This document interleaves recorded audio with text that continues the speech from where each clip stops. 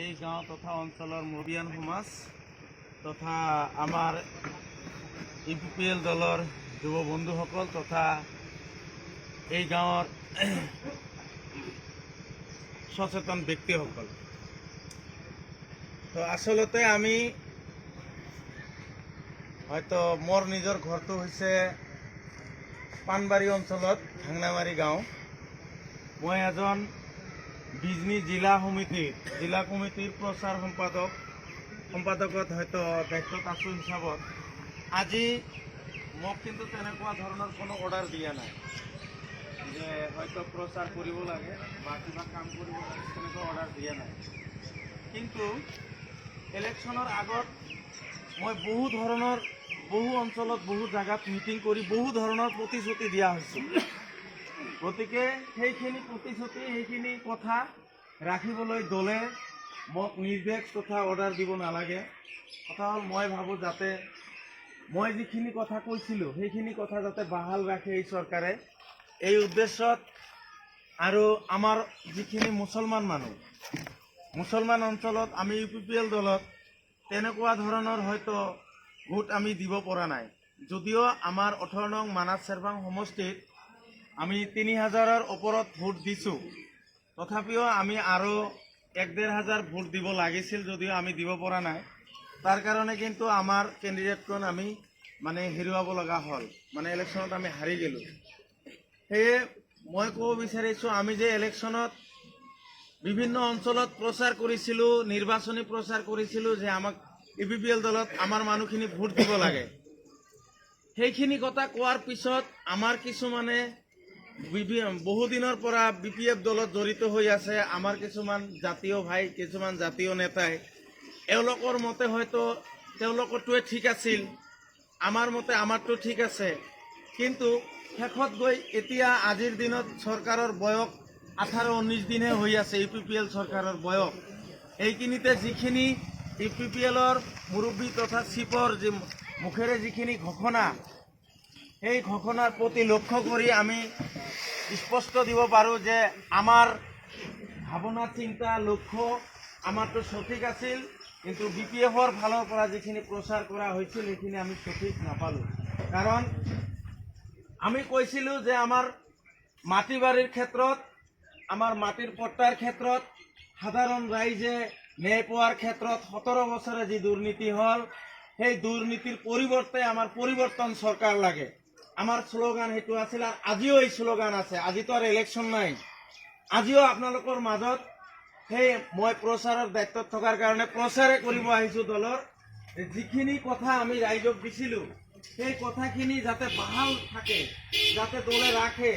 ইয়াৰ ক্ষেত্ৰত এই অঞ্চলত কি প্ৰব্লেম আছে, এই প্ৰব্লেমখিনি, অসুবিধাখিনি লৈ যাতে হাইকমাণ্ডক যাতে যাই মই নিজে জনাব পাৰোঁ, কামখিনি কৰিব পাৰোঁ, সেই উদ্দেশ্যে প্ৰচাৰ কৰিব আহিছোঁ। যেনেকৈ আমি ইলেকশ্যনৰ আগত এছামে কৈছিল, কোনোবা দলে কৈছিল যে আমি টালি টোপোলা বান্ধি ইউপিপিএল দলক ভোট দিব লাগে। কিন্তু যেনেকেই নহওক, আমি যদিও হাৰিছোঁ, কিন্তু আজিৰ দিনত সকলোৱে জানে যে চৰকাৰ ইউপিপিএলে কৰিলে।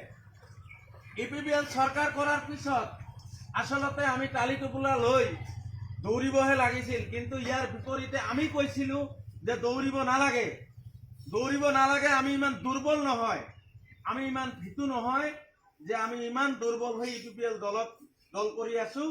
গতিকে আমি যেতিয়াই টালি টোপোলা বান্ধিম, তেনেকুৱা কথা আমি ইলেকশ্যনৰ আগতেও কৈছিলোঁ, আজিও কম, তেনেকৈ আমাক টালি টোপোলা বান্ধিব নালাগে।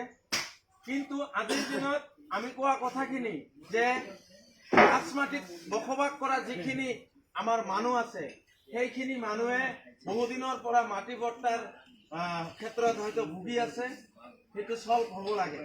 কিন্তু আজিৰ চৰকাৰে, পৰিৱৰ্তনৰ চৰকাৰে, প্ৰমোদ বৰা ডাঙৰীয়া নিজেই হাইকমাণ্ডৰ নেতৃত্বত এখন কমিটি গঠন হৈছে। আপোনালোকে গম পায় না নাপায় এইটো নাজানো, হয়তো এইখিনি বিষয়ে জনাব আহিছোঁ। SOP নামৰ এটা কিবা গঠন কৰি দিলে, সেই SOPটো গঠন কৰা হৈছে, কিন্তু ছ'চিয়েল মিডিয়াত, নিউজত ভাইৰেল হৈছে, কোনোবাই হয়তো পাইছে নিশ্চয়। SOP গঠন কৰা হৈছে, SOPৰ দ্বাৰাই তদন্ত কৰি যাৰ মাটি নাই, খাছ মাটিত আছে, সেই মাটিৰ পট্টাৰ ক্ষেত্ৰত সেই এছঅ'পিয়ে কাম কৰিব। যাৰ হয়তো মাটি আমি দেউতাকৰ মাটি নাম ট্ৰেন্সফাৰ কৰিলে আমি মণ্ডলক লাখ লাখ টকা দি নাম ট্ৰেন্সফাৰ কৰিব লাগে। তেনেকুৱা প্ৰব্লেম মই আজিও হাওৰাগুৰি বজাৰত শুনি আহিলোঁ যে কাৰোবাৰ পৰা বোলে বহুত পইচা খুজিছে। কিন্তু তেনেকুৱা আমাৰ অঞ্চলত যদি মাটি ট্ৰেন্সফাৰ আছে, কিবা আছে, এতিয়া মণ্ডল অফিচত গ'লে আপোনালোকে এই হাজাৰ হাজাৰ লাখ লাখ টকা দি আৰু ট্ৰেন্সফাৰ কৰিব নালাগে। আৰু যদি ইমান টকা লাখ টকা যদি দিবই লাগে তেনেহ'লে আমাৰ লগত একবাৰ যোগাযোগ কৰিব লাগিব। কাৰণ আমি ডাইৰেক্ট এই কথা বা এই বতৰা ঘটনাখিনি আমি চিফ ছাৰৰ ওচৰত তথা এছঅ'পিৰ ওচৰত আমি ডাইৰেক্ট জনাম। যিজন মণ্ডলে তেনেকুৱা ব্লেকমেইল কৰি আমাৰ দেউতাকৰ মাটি ট্ৰেন্সফাৰ কৰাৰ ক্ষেত্ৰত লাখ লাখ টকা তেওঁলোকে ইলিগেলি মানে সংগ্ৰহ কৰিছে, সেইখিনি আমি বন্ধ কৰিম। কাৰণ সেইখিনি অৰ্ডাৰ APPL চৰকাৰে অলৰেডি দিছে যে মাটি ট্ৰেন্সফাৰৰ ক্ষেত্ৰত আগে যদিও কোকৰাঝাৰৰ পৰা অৰ্ডাৰ আনিব লাগিছিল, সেই অৰ্ডাৰৰ কাৰণে মানুহে 2 বছৰ 3 বছৰ ঘূৰিও অৰ্ডাৰ পোৱা নাছিল। আজিৰ দিনত মাটি ট্ৰেন্সফাৰৰ ক্ষেত্ৰত সেই তেনেকুৱা ধৰণৰ কোনো অৰ্ডাৰ নালাগে। আৰু যদি অৰ্ডাৰ লাগে বা নালাগে, আপোনালোকে কালি যাওক মণ্ডল অফিচত, যাই মাটি ট্ৰেন্সফাৰ কৰক। যদি তেনেকুৱা অৰ্ডাৰ বিচাৰে, তেনেকুৱা অৰ্ডাৰ বিচাৰিলে আমাক জনাব লাগিব, যাতে আমি হাইকমাণ্ডক কথাখিনি জনাব পাৰোঁ। গতিকে আৰু এটা কথা কৈছিলোঁ যে যদি UPPL চৰকাৰ আহে, সেই চৰকাৰখনে কাৰ ৰেচন কাৰ্ড নাই, কোনে 60 বছৰৰ ওপৰত বয়স হ'ল, বৃদ্ধ পেঞ্চন পোৱা নাই, কাৰ হয়তো ৰেচন কাৰ্ড নাই, যাৰ ৰেচন কাৰ্ড আছে 10 জনৰ ভিতৰত 4 জনৰ চাউল পায়, 6 জনে ৰেচন নাপায়। তেনেকুৱা প্ৰব্লেম আমাৰ মাইনৰিটি অঞ্চলত ঢেৰ আছে। তেনেকুৱা প্ৰব্লেম থকা ক্ষেত্ৰত কিন্তু আমি কৈছিলোঁ যে আপোনালোকে চৰকাৰে ঘৰত যাব নালাগে, চৰকাৰে আপোনাৰ ঘৰত আহিব। তেনেকুৱা কথাখিনি আমি প্ৰচাৰত কৈছিলোঁ। কিন্তু আজিৰ দিনত সেইখিনি কথা বাস্তৱত সত্যৰূপে মানে আহি গৈছে। কাৰণ এতিয়া এটা টল ফ্ৰী নাম্বাৰ দিয়া হৈছে, আপোনালোকে টল ফ্ৰী নাম্বাৰখনত ফোন কৰক। টল ফ্ৰী নাম্বাৰত ফোন কৰি আপোনাৰ ঘটনা আপুনি কৈ দিয়ক যে মোৰ 5 জন মানুহ আছে, 2 জন ৰেচন পাই আছোঁ, 3 জনে ৰেচন নাপায়। সেইখিনি ওপৰত একচেপ্ট কৰি ল'ব, যাতে আপোনালোকে এড্ৰেছ নামখিনি যাতে ভুল কৰি নিদিয়ে। কাৰ হয়তো ঘৰ আছে, ঘৰত যদি কোনোবাই ঘোষ বিচাৰিছে, টকা বিচাৰিছে, সেইখিনি কমপ্লেইনত দি দিয়ক। তেনেকুৱা চৰকাৰে এটা সুবিধা দি দিছে। ঠিক তেনেকুৱা ধৰণৰ এই অঞ্চলত দেখা পালোঁ আহি মানে নাম ট্ৰেন্সফাৰৰ ক্ষেত্ৰত মণ্ডলে মানে লাখ লাখ টকা ডনেশ্যন কৰে। তাৰ কাৰণে বহুখিনি মানুহ নাম ট্ৰেন্সফাৰ কৰিব পৰা নাই। কাৰণ দেউতাকৰ সম্পত্তিটো 20 বিঘা ভাগত পাইছে, কিন্তু সেই 20 বিঘা দেউতাকৰ পৰা নিজৰ নামত কৰাতে 2 লাখ টকা যদি দিব লাগে, সেই 2 লাখ টকা আজি সেই ব্যক্তিজনৰ হাতত নাই। গতিকে দেউতাকৰ মাটি থাকিও আজি নাম ট্ৰেন্সফাৰ কৰিব পৰা নাই। আমি যিখিনি হয়তো কথাখিনি যে আমি পালোঁ। গতিকে আজিৰ দিনত আপোনালোকে হয়তো তেনেকুৱা মণ্ডল অফিচত গৈ যদি তেনেকুৱা প্ৰব্লেম পায়, ইমিডিয়েটলি আমাৰ লগত বা দলৰ লগত যোগাযোগ কৰিব।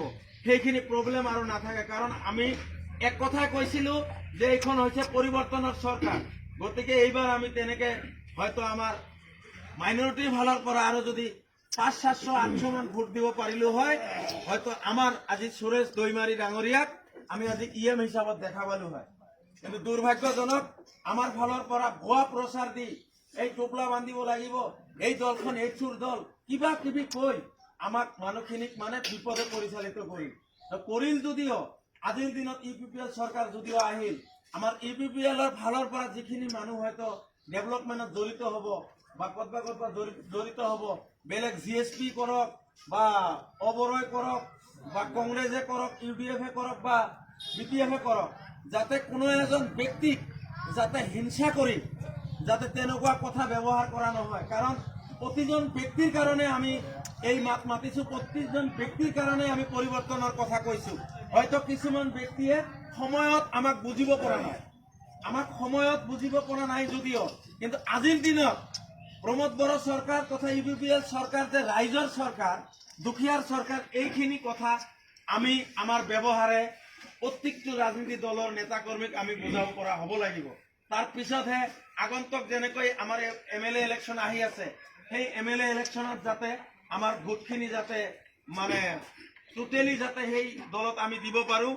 সেই দলে যদি আমাৰ কাম কৰি দিয়ে, আমাৰ দলে যদি আমাৰ ৰাইজৰ কাম কৰি দিয়ে, তাতে যাতে আৰু এনেকৈ ভোট বিভাজন নহয়, সেই ক্ষেত্ৰত আমাৰ ব্যৱহাৰে কিন্তু হ'ব আমাৰ পৰিচয়। সেয়ে মই UPPL দলৰ প্ৰতিজন সদস্যক মই অনুৰোধ কৰিব বিচাৰিছোঁ, এই গাঁৱত যদিও BPF কৰিছে, কিবা কিবি কৰিছে, যাতে হিংসামূলক কোনো কথা কোৱা নহয়। সেইখিনি মানুহ আমাৰ দলত আঁকোৱালি লওক, আমাৰ দলৰ লগত চলাৰ সুবিধা কৰি দিয়ক, যাতে আগন্তুক দিনত UPPL দলৰ ফালৰ পৰা যিখিনি সুযোগ সুবিধা কৰি দিয়ে যাতে প্ৰত্যেকজন মানুহে পায়। আৰু যদি হিংসা আমি কৰোঁ তেনেহ'লে কিন্তু আমাৰ দল সৰু হৈ থাকিব, কেতিয়াও ডাঙৰ নহয়। গতিকে আমি দল ডাঙৰ কৰিব লাগিব, এই উদ্দেশ্যে যিহেতু প্ৰচাৰ কৰা হৈ আছে। গতিকে আমাৰ দলখিনি ডাঙৰ কৰাৰ কাৰণে আমাৰ কৰ্তব্য, আমাৰ ব্যৱহাৰে আমাৰ পৰিচয় দিব। সেয়ে মই ক'ব বিচাৰিছোঁ, আগন্তুক দিনত যাতে তেনেকুৱা ব্যৱহাৰ আমাৰ ফালৰ পৰা নহয়। কিছুমান আমাৰ কৰ্মীক আছে বিৰাট খঙাল, তেওঁলোকে এতিয়াও ক'ব বিচাৰে যে অমুকেতো BPF কৰিছে। আৰে ভাই, BPF কৰিলে কি হ'ব, সিটো আমাৰ জাতিৰে ভাই। গতিকে আমি যদি তেওঁক BPF বুলি হিংসা কৰোঁ তেনেহ'লেতো BPF-ত কৰি আমি নিজে বেয়া হৈ গ'লো। আমি কৈছোঁ যে BPF-এ যিখিনি কাম কৰিছে সেইখিনি দুৰ্নীতিৰ কাম কৰিছে, আৰু সেই দুৰ্নীতি, সেই ব্যৱহাৰ আমাৰ UPPL-ৰ সদস্য তথা নেতাকৰ্মীৰ মাজত আহিলে নহ'ব। কাৰণ আমি পৰিৱৰ্তনৰ চৰকাৰৰ লগত জড়িত, আমি টোটেলি পৰিৱৰ্তন হ'ব লাগিব। কোনোবাই আমাক গালি দিলেও আমি তেওঁক আঁকোৱালি নিব পৰা হ'ব লাগিব। সেয়ে মই আজি হয়তো কালি আহিছোঁ ভাওৰাগুৰিত, আজি 15 তাৰিখ, হয়তো প্ৰচাৰৰ ক্ষেত্ৰত আগন্তুক MLA ইলেকশ্যনত যাতে আমাৰ ভোটখিনি যাতে নষ্ট নহয়, য'ত ভোট দিলে আমাৰ জাতিৰ কাম হ'ব, ৰাইজৰ কাম হ'ব, আমি তাতে যাতে ভোটখিনি দিব পাৰোঁ, সেই চিন্তাত আপোনালোকে সকলোৱে আগৰ দিনত যি UPPL, BPF, GSP অবৰৰ কাজিয়া গ'ল, সেইখিনি শেষ কৰি এতিয়া সকলোৱে একত্ৰিত হৈ মিলা প্ৰীতিৰে গাঁৱত মানে ডেভেলপমেণ্টৰ কাম কৰক, আৰু আগন্তুক MLA ইলেকশ্যনৰ কাৰণে অলপ চিন্তা চৰ্চা কৰক, আৰু আমাৰ চৰকাৰে ৰাইজৰ কাৰণে কি কৰে কি নকৰে সেইখিনি লক্ষ্য ৰাখক। কাৰণ UPPL চৰকাৰক বুজিবলৈ হ'লে অলপ সময় লাগিব। যেনেকৈ আমি ভাওৰাগুৰিত দেখা পালোঁ, মানে এই অঞ্চলত পানী চাপ্লাই এটা ঘৰ আছে, কাৰণ পানী ইমান তলত যে এটা কল, মানে কলৰ পৰা পানী ওলাবই নোখোজে, তেনেকুৱা অৱস্থা। গতিকে এই অঞ্চলত এটা কিন্তু পানী চাপ্লাই, ৱাটাৰ চাপ্লাই ঘৰ আছে, কিন্তু এই অঞ্চলত শুনা পালোঁ সেই ৱাটাৰ চাপ্লাই ঘৰৰ পৰা এক টোপা পানীও মানুহ খাব পৰা নাই। এই মানে কামখিনি আমি UPPL চৰকাৰ হাইকমাণ্ডক মই নিজে গৈ মই অৱগত কৰাম, যাতে এই অঞ্চলত ৱাটাৰ চাপ্লাইখন অতি সোনকালে ৰিপেয়াৰিং কৰক বা নতুনকৈ কৰক, যাতে গঠন কৰি সেই অঞ্চলত যাতে পানীৰ ব্যৱস্থাখিনি কৰিব পাৰে। আৰু এই অঞ্চলৰ ঈদগাহ, গোৰস্থান তথা ৰাজহুৱা অনুষ্ঠানখিনিৰ যাতে আগতীয়া মানে আগতে যাতে কাম কৰি আগুৱাই লয়, সেই ক্ষেত্ৰতো মই অৱগত কৰিম। কিন্তু আপোনালোকে মানে দলৰ মাজত বিসংগতি নাআনি, কাজিয়া কেঁচাল নকৰি যাতে একত্ৰিত হৈ আগন্তুক দিনত যাতে আমাৰ ৰাইজৰ ভোটখিনি যাতে একফালে যাতে দিয়াৰ ব্যৱস্থা কৰে, এইখিনি ব্যৱস্থা আপোনালোকে কৰিব। আৰু